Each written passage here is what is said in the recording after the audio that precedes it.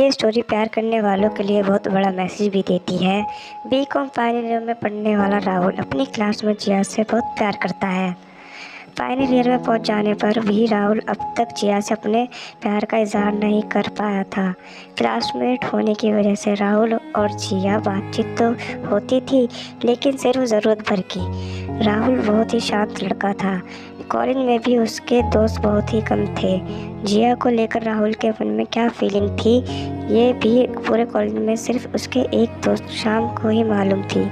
शाम अक्सर राहुल को ये कहा करता था कि वो जिया से अपने दिल की बात क्यों नहीं बोल देता। कॉलेज के आखिरी दिनों में शाम ने राहुल से कहा कि राहुल, अब कुछ दिनों में हमारा कॉलेज ख़त्म हो जाएगा और अगर तुमने अभी जिया को अपने दिल की बात नहीं बताई तो फिर कभी नहीं बोल पाओगे। शाम की ये बात सुनकर राहुल भी इस बारे में सोचने लगा।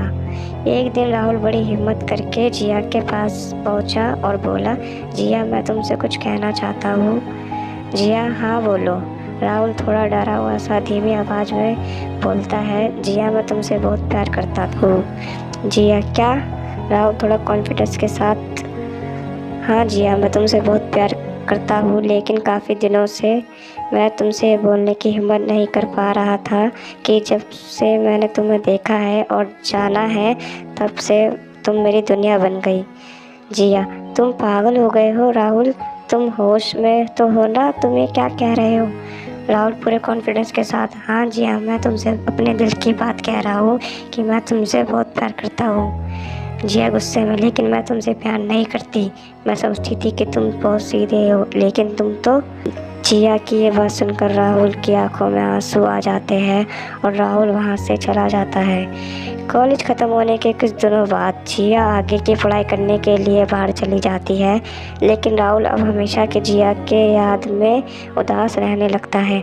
24 घंटे राहुल बस जिया को ही याद करता रहता है, उसकी मुस्कान, उसकी चलना, उसकी आदतें और उसको वो इनकार। दुनिया भर के सामने राहुल बस अपनी झूठी मुस्कान ही दिखा पाता है। जिया को याद कर कर के राहुल का हाल दिन ब दिन खराब होती चली जाती।